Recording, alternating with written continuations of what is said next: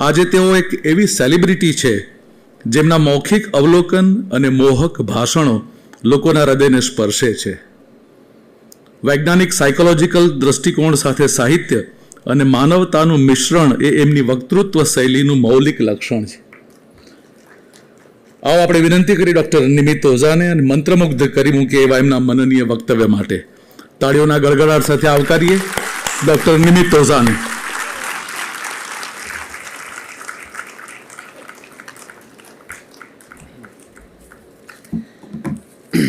હું તો ટાઈમર જ મૂકી દઉં છું.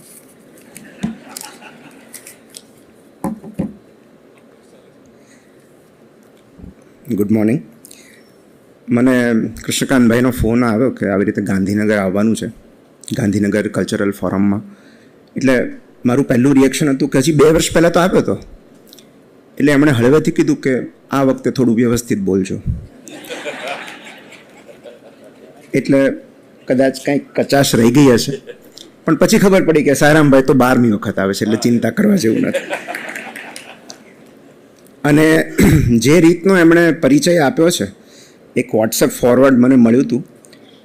બધા વિશે ટૂંકમાં પરિચય આપ્યા છે. મારામાં એવું લખ્યું છે, જે પણ વેર હોય, કે યુવાનોમાં પ્રિય અને મહિલા વાચકોમાં અતિ પ્રિય એવા લેખક.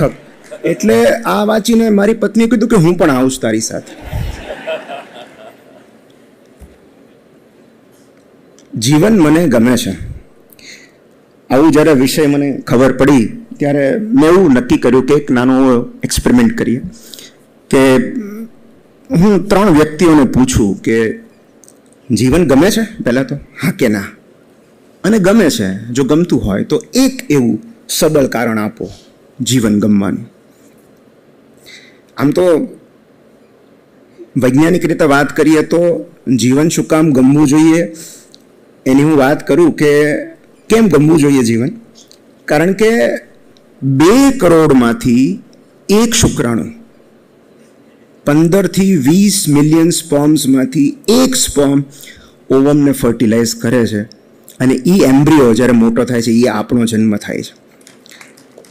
એટલે 2 કરોડમાંથી 1 શુક્રાણુની જે પસંદગી થઈ એ આપણે છીએ. કેટલા સ્પેશિયલ હશું.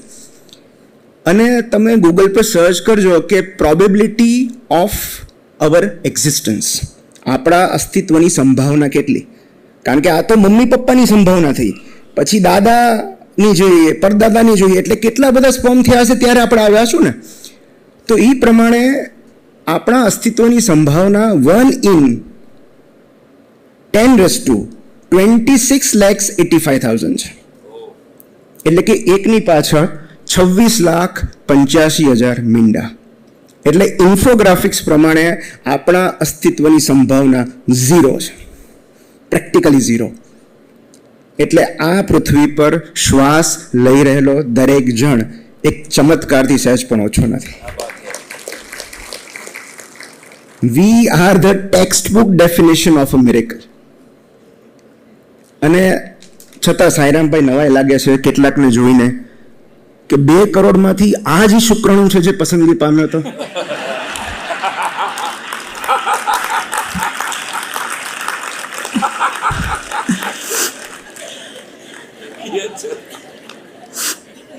એટલે આપણને એમ થાય કે આ છે તો બાકીના 2 કરોડ તો કેવા હશે.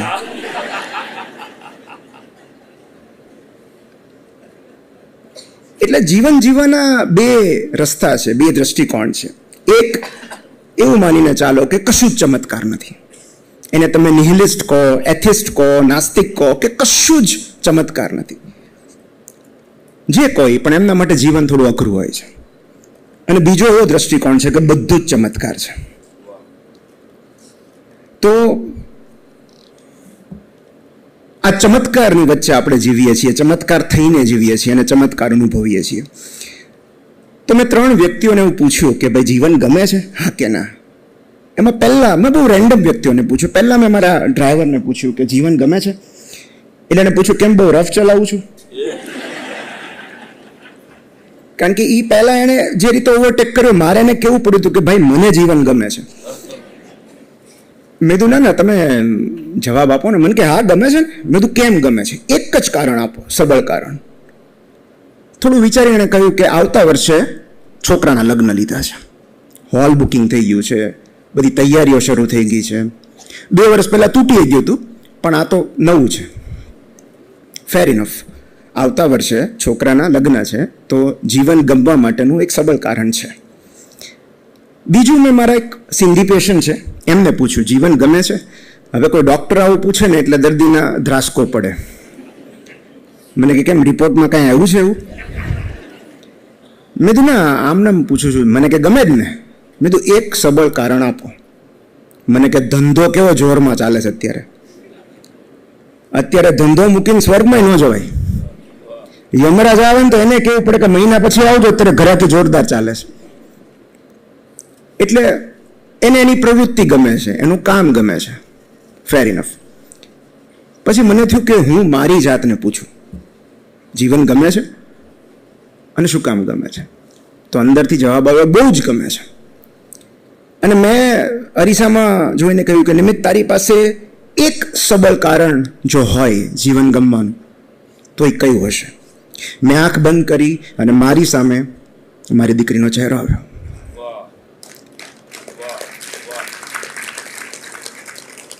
તો જીવનમાં કેટલીક ક્ષણો એવી હોય છે કે જ્યારે તમને ઈશ્વરને ગળે લગાડીને થેન્ક યુ કહેવાનું મન થાય. જે દિવસે જે ક્ષણે મેં મારી દીકરીને મારા હાથમાં પહેલી વાર લીધી હતી ત્યારે મને એ ધન્યતા, ભવ્યતા, દિવ્યતા બધું જ એક સાથે અનુભવાઈ ગયું. અને હું જ્યારે એનો ચહેરો જોઉં છું, જ્યારે એની સાથે વાત કરું છું, મને દરેક વખતે ઈશ્વર પરની શ્રદ્ધા વધુ મજબૂત થતી જાય છે.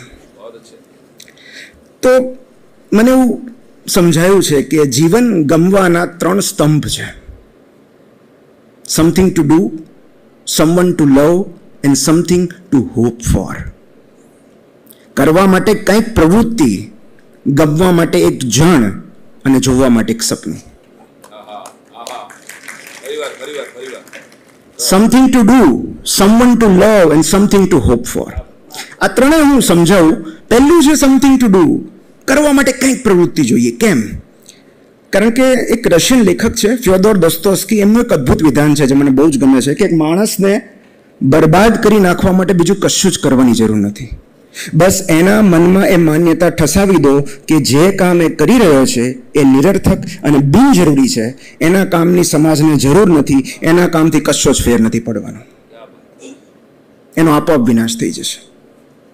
તો જ્યારે આપણે કોઈ અર્થસભર, વ્યક્તિ ઉપયોગી કે સમાજ ઉપયોગી પ્રવૃત્તિથી અળગા થઈ જઈએ છીએ, આપણે જીવનમાં રસ ગુમાવી દઈએ છીએ.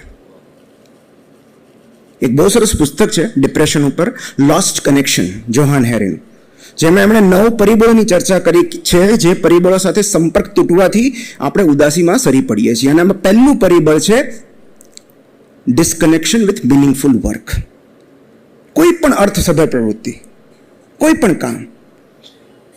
તો અને આ કોઈ બહુ મોટું ટ્રાન્ઝેક્શન હોય, કોઈ મોટું કામ હોય એવું જરૂરી નથી.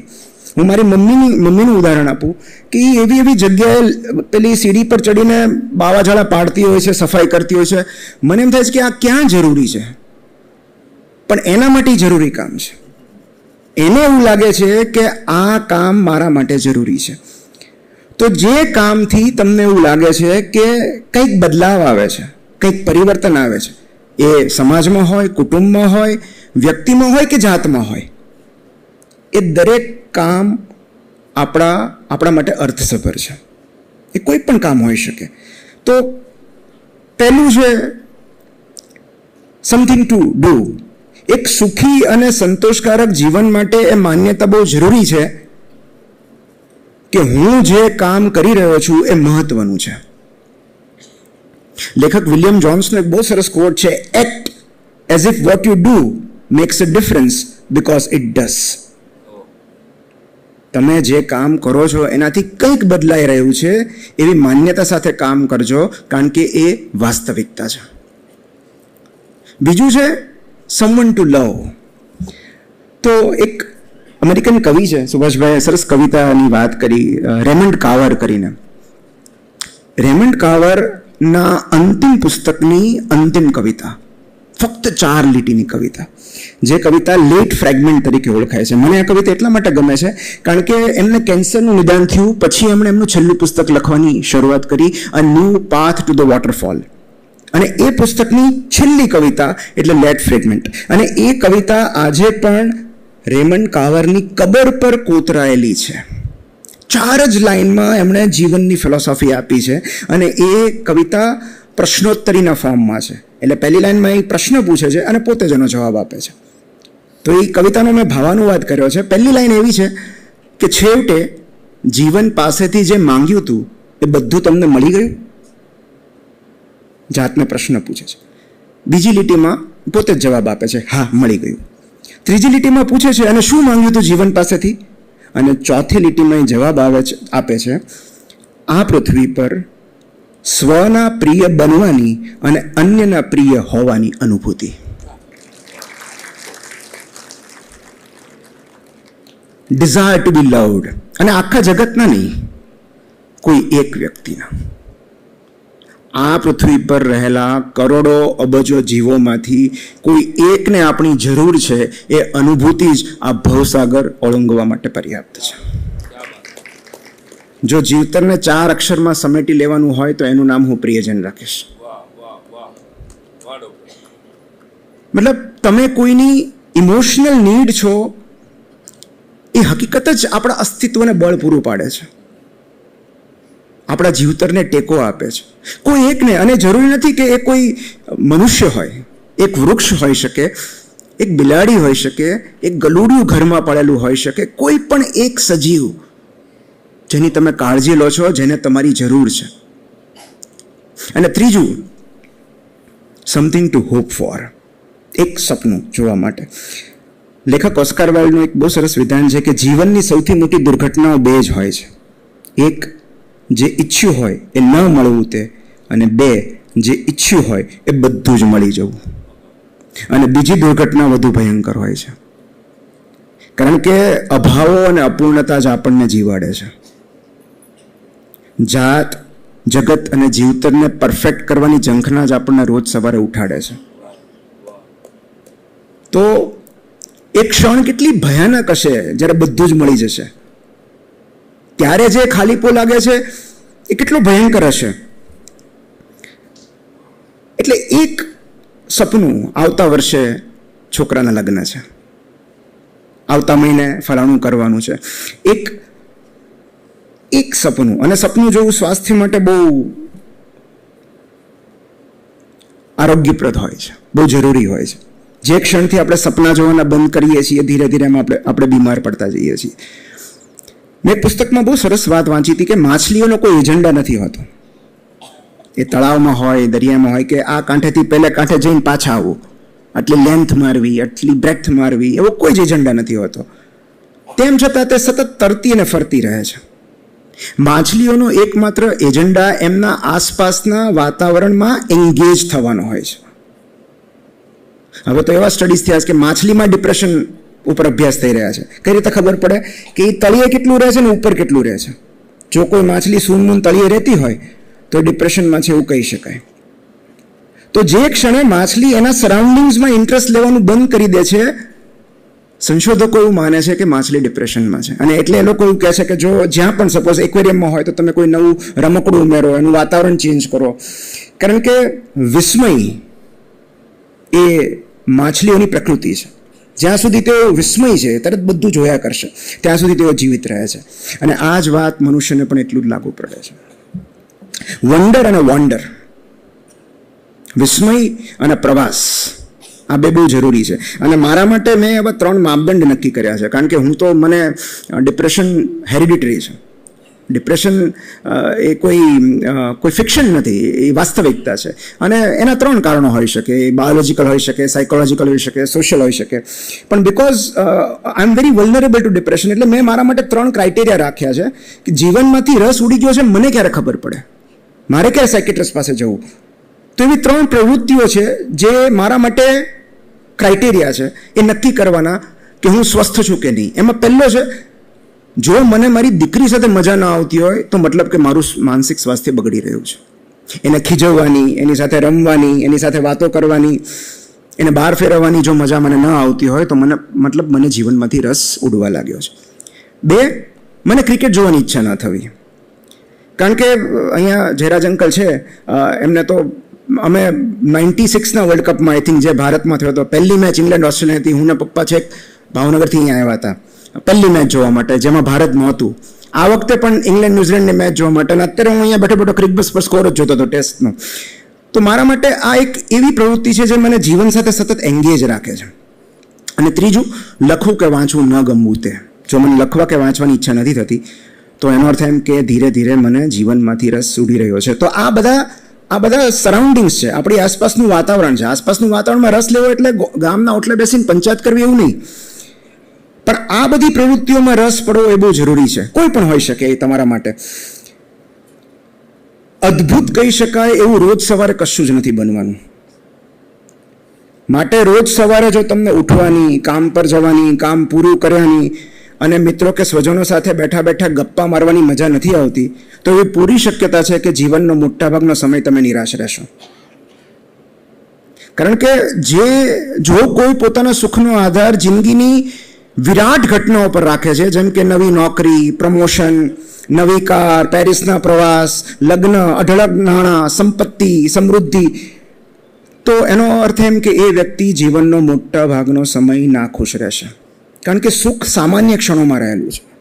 સુખ તો મસ્ત મજાના બ્રેકફાસ્ટમાં રહેલું છે, ફૂલોની સુગંધમાં રહેલું છે, બપોરે ખેંચેલી ઊંઘમાં. અમને પૂછો, રાજકોટમાં બપોરે જન્મ્યા પછી બાળક રડતું પણ નથી.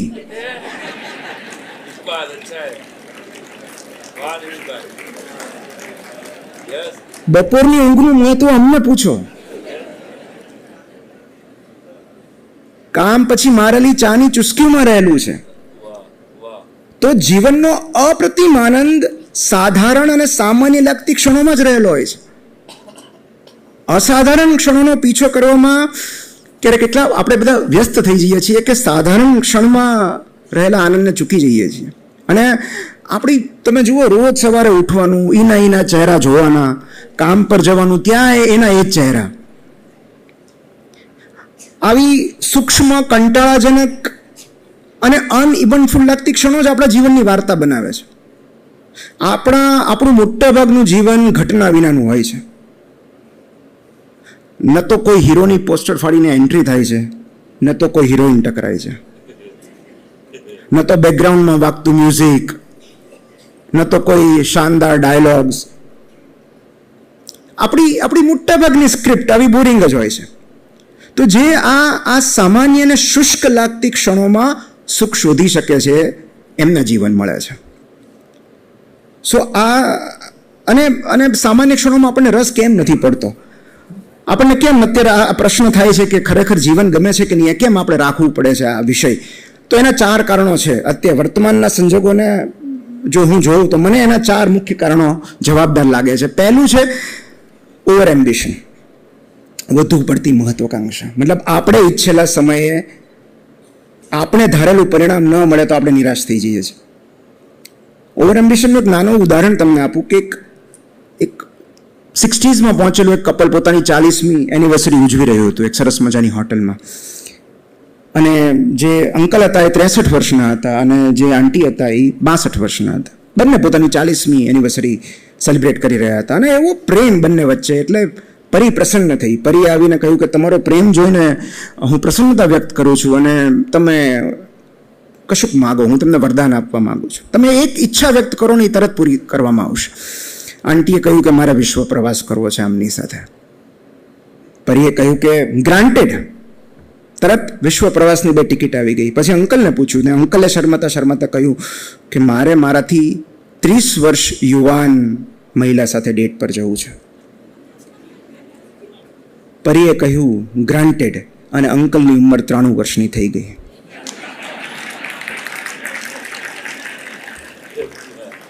આને ઓવર એમ્બિશન કહેવાય.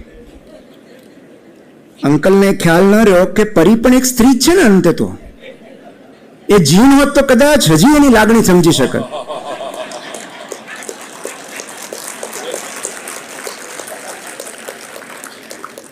એટલે આ ઓવર એમ્બિશન છે. તમે આવા ધોરણો રાખો તો દુઃખી જ થાવ ને.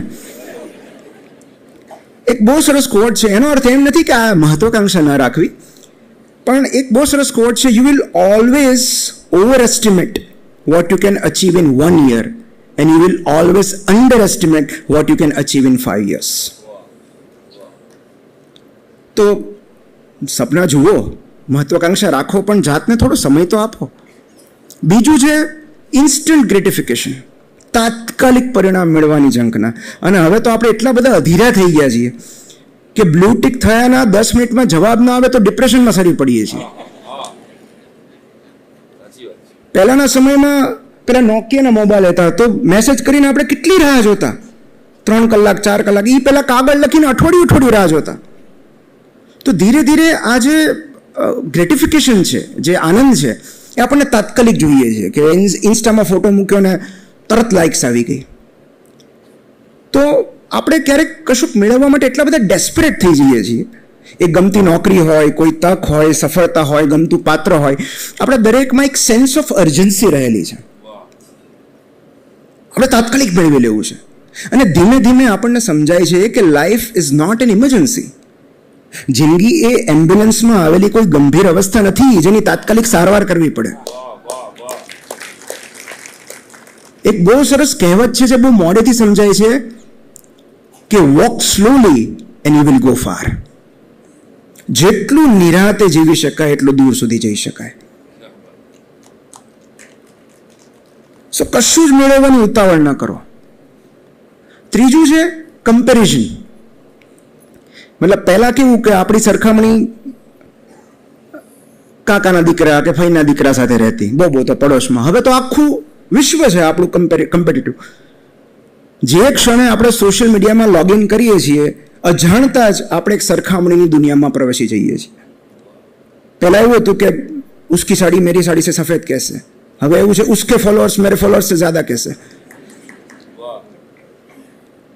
મતલબ કે કોઈ બે વ્યક્તિ એક સરસ મજાના હિલ સ્ટેશન કે રિસોર્ટમાં જઈને ફિલિંગ એક્સાઇટેડ મૂકે એટલે આપણા ઘરમાં ઝઘડો થાય કે તમે તો ક્યાંય જતા જ નથી, ક્યાંય લઈ જ નથી જતા. હવે એને ખબર ન હોય કે આ લોકો બે ઝઘડાના સમાધાનના ભાગરૂપે જ ફરવા ગયા છે.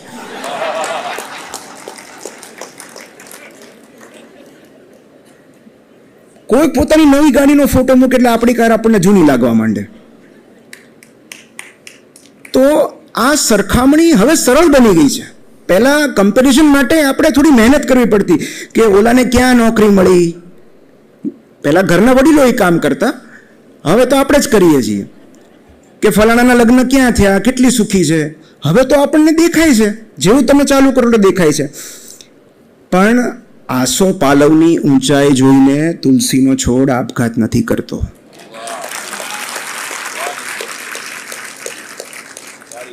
ગુલાબની સુંદરતા જોઈને મોગરો લઘુતા નથી અનુભવતો. હાથીનું બળ જોઈને ખિસકોલીને ડિપ્રેશન નથી આવતું. કારણ કે આ પ્રકૃતિએ સર્જેલા દરેક સજીવની એક અનન્ય અને અજોડ વિશેષતા છે. દરેકના સંજોગો અલગ છે, દરેકના રસ્તા અલગ છે, દરેકનું વાતાવરણ અલગ છે, અને એથી વિશેષ દરેકના ઉદ્દેશ્ય અલગ છે. અને ધારો કે કોઈ જ ઉદ્દેશ્ય ન હોય તેમ છતાં આપણે બધા એટલા જ સ્પેશિયલ છીએ જેટલા કે આબમાં રહેલા તારા. બાકી 2 કરોડમાંથી આપણી પસંદગી જ ન થઈ હોત. અને ચોથું જે છે, જે સૌથી અત્યારે ભયાનક છે, એ છે માહિતીનો અતિરેક, ઇન્ફોર્મેશન ઓવરડોઝ.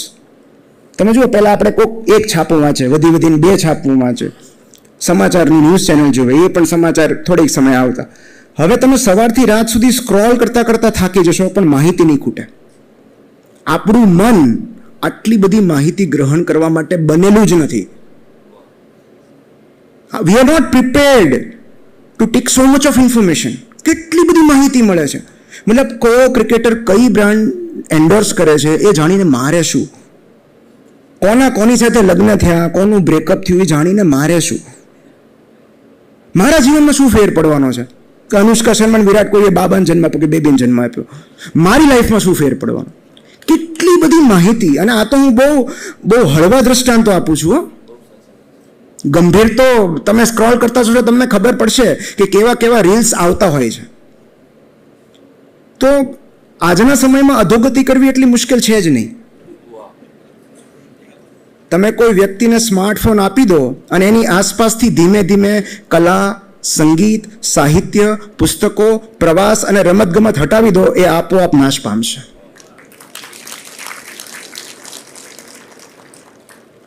કારણ કે માહિતીનું જગત એટલું બધું વધી ગયું છે કે અનુભૂતિના જગત માટે જગ્યા જ નથી રહી. આપણે ત્યાં તકલીફ એવી છે કે બૌદ્ધિકો વધારે છે, જ્ઞાનીઓ ઓછા. ઇન્ટેલિજન્સ વધારે છે, ઇન્ટેલેક્ટ ઓછી છે. અને એટલે જ માહિતીઓના વિશ્વમાંથી નીકળીને સમયસર અનુભૂતિના વિશ્વમાં પ્રવેશ કરવો જરૂરી છે. તમને કોઈ એક રમત ગમતી હશે ને તો તમને જીવન હંમેશા ગમતું રહેશે. તમને કોઈ કલા ગમતી હશે ને તો જીવન ગમતું રહેશે. તમને સંગીત ગમતું હશે તો જીવન ગમતું રહેશે. તમને પ્રવાસ ગમતો હશે તો જીવન ગમતું રહેશે. કારણ કે આ બધી અનુભૂતિ છે. Life is experience. અનુભવવા માટે આપણે આવ્યા છીએ ને, અનુભૂતિ કરવા માટે. એક મારા બહુ મને ગમતા બ્લોગર છે ડેન પિયર્સ, એમનું બહુ જ સરસ વિધાન છે. આ બધાનો એન્ટીડોટ, આ ચારે જે મેં કીધું, કે કેટલાક લોકો વિશ્વની જટિલ સમસ્યાઓ ઉકેલી રહ્યા છે, કેટલાક લોકો વિરાટ ઉપલબ્ધિઓ મેળવી રહ્યા છે, કેટલાક લોકો વિરાટ લક્ષ્યનો પીછો કરી રહ્યા છે. અને હું અહીંયા એ વાતથી રાજી છું કે 3 દિવસથી ખોવાઈ ગયેલું મારું એક મોજું આજે મને કબાટમાં મારા બે અંડરગાર્મેન્ટ વચ્ચેથી જડ્યું.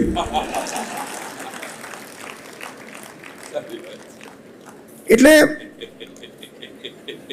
અને નથી થતું, સુખ નથી મળતું, આનંદ નથી આવતો.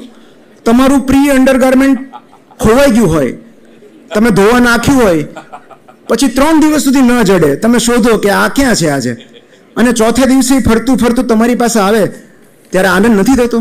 બસ એ જ છે જીવન.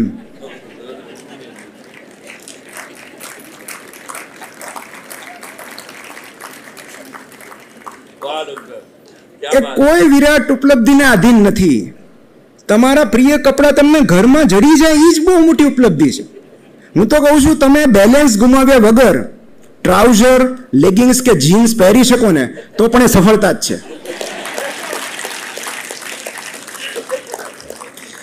અને જીવન કઈ રીતે ગમાડવું એની આપણે વાત કરીએ. છેલ્લી 13 મિનિટ ને 10 સેકન્ડ છે કે જીવન કઈ રીતે ગમાડવું. તો એની એક પ્રાચીન અને પ્રસ્થાપિત ટેકનિક, 15 સેકન્ડમાં તમને જીવન ગમવા માંડશે. કશું જ કરવાનું નથી. તમારી જગ્યા પર બેસીને મોઢું બંધ રાખીને નાક દબાવવાનું છે. 16મી સેકન્ડે તમારી અંદર રહેલો જણ કહેશે, નાક છોડી દે, મને જીવન ગમે છે.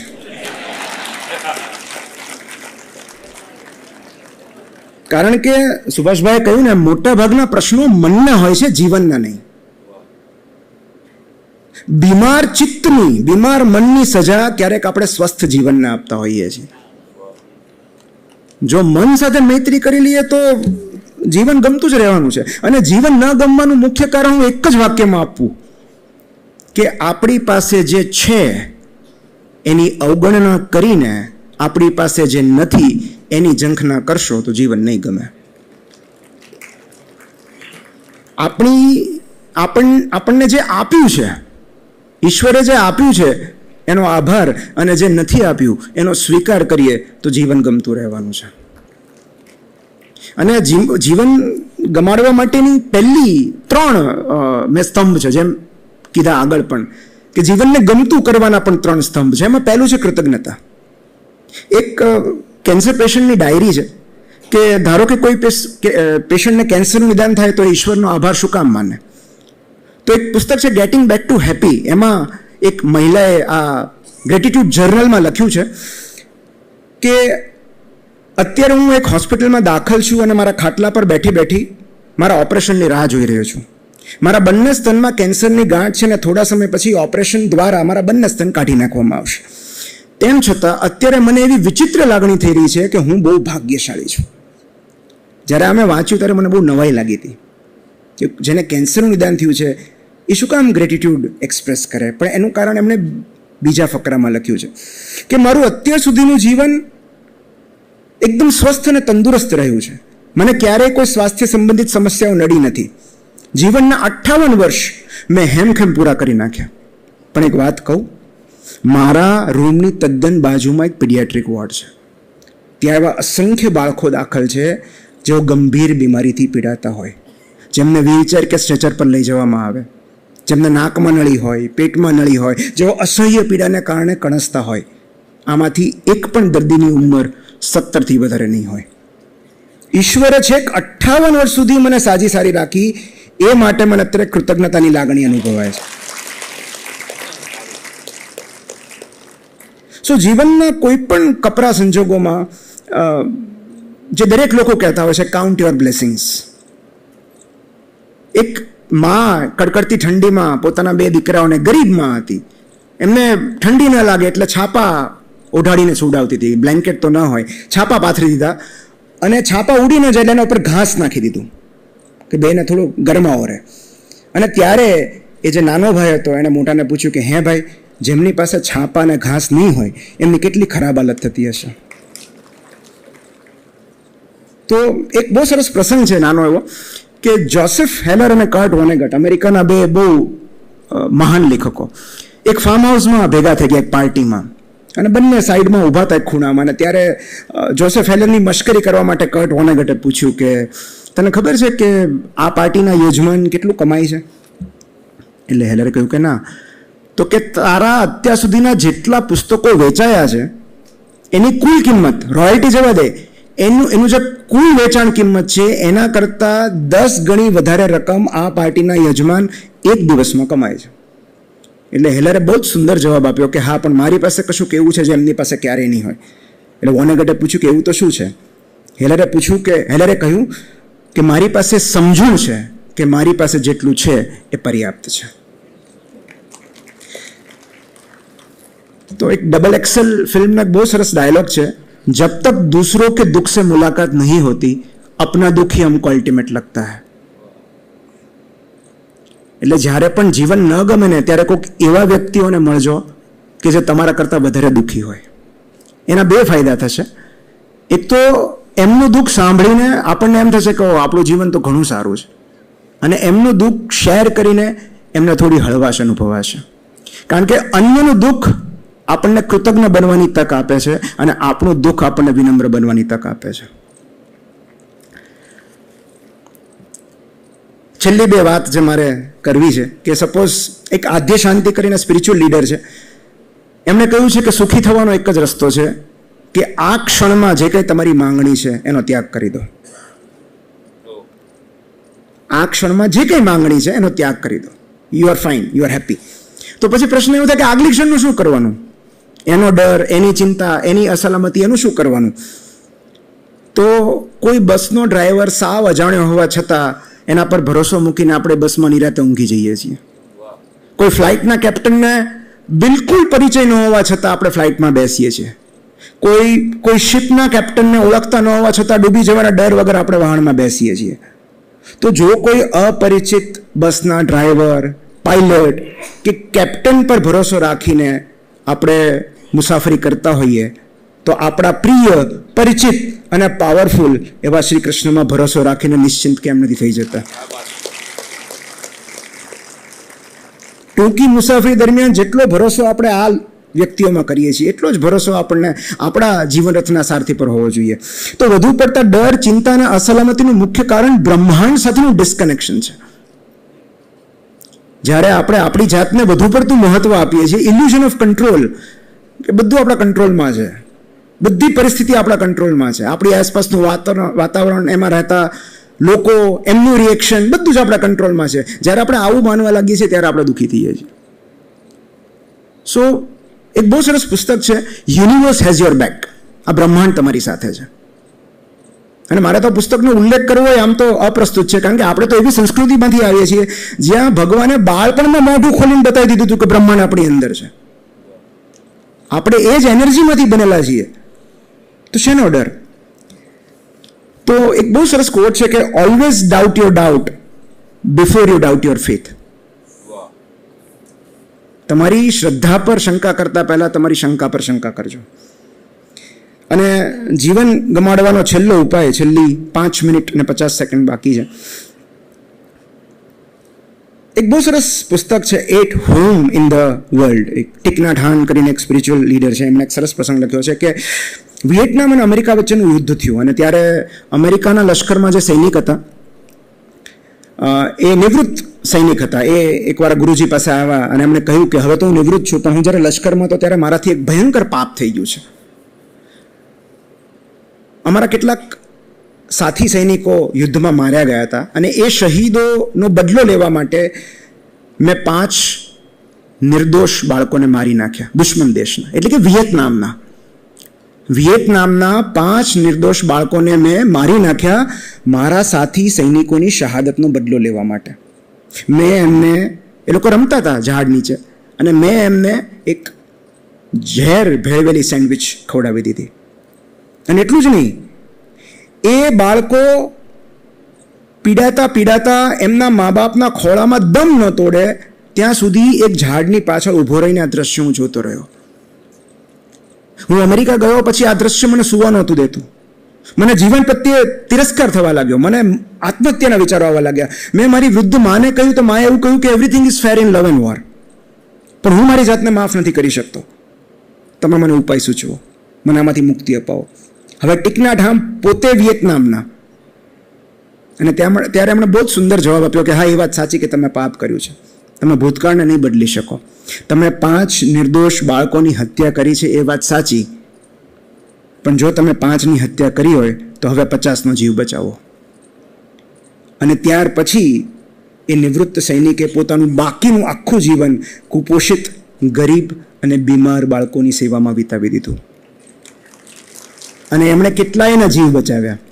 તો કહેવાનો અર્થ એ છે કે મને જીવન ગમે છે એનો એક અર્થ એવો પણ થાય કે મને અન્યનું જીવન પણ ગમે છે, અને અન્યના જખમો પર મલમ લગાડીએ તો અને ત્યારે જ સ્વના જોખમો રૂજાય છે.